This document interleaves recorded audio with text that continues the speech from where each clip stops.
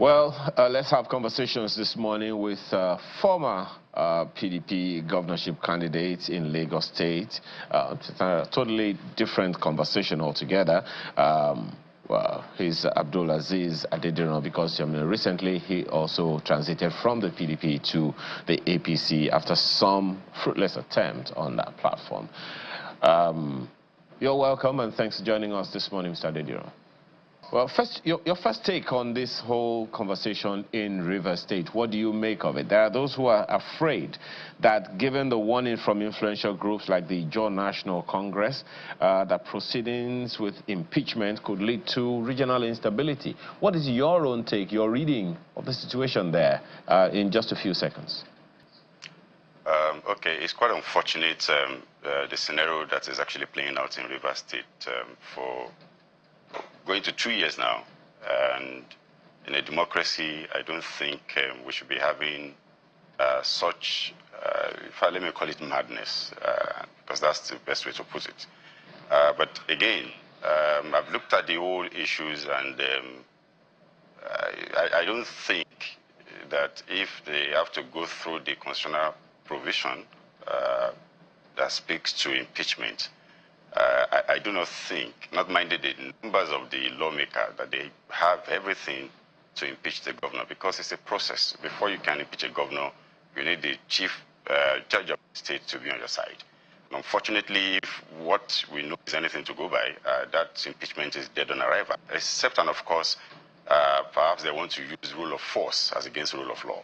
So for me, I think there is no cause for alarm. If I were the governor, I would have asked them to send in the impeachment notice, and let's just get done with it once and for all. Because the moment the chief judge set up a panel, and the panel of exonerated the governor, you can't go ahead with impeachment again until the end of his tenure.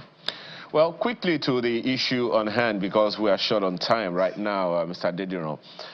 You have had to leave the PDP for the APC.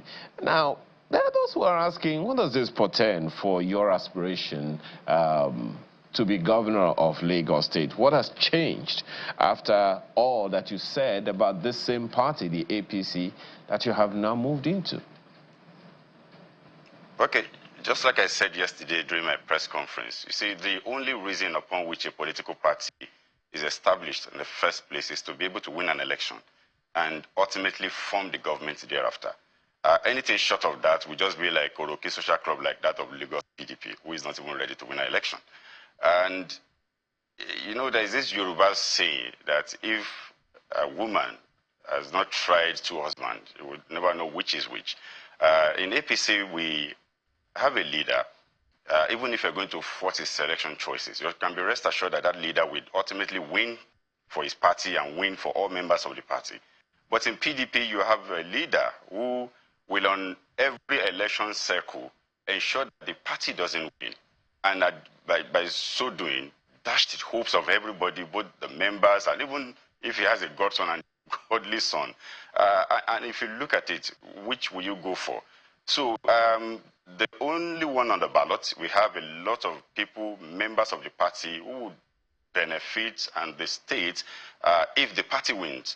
So irrespective of who is going to be on the ballot, let the party win for the people, and let's have an opportunity to contribute our own quota into the government. So irrespective of all the ideas that you have, everything you believe you represent, if you do not have a viable platform which can give you that victory, then you're just wasting your time. So what we have done now is to choose a platform that can ultimately win for everybody, irrespective of who is going to be on the ballot. Then that's you talking about you. But then there are those who are wondering, okay, so what philosophy has changed? What factors have changed? What are you saying that all the things that you said about the APC were just political talk and no facts on ground?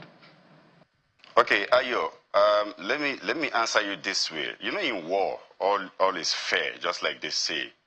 You remember during that electioneering process, someone that I respect so much that I actually had the opportunity to serve as a consultant came out and called me what I wasn't, like, he was just a cameraman. you know, and you and I knew that, yes, I mean, the fact remains that that profession is a very noble one, but you and I knew that I was never a cameraman. But, hey, we were at war, and the man needed to do what, I mean, he needs to do to win for his party. So all is fair at war. That is just how I'm going to respond to that. Respond to those who said that you were just like a mole, so to speak, in the PDP for the APC, on behalf of the APC.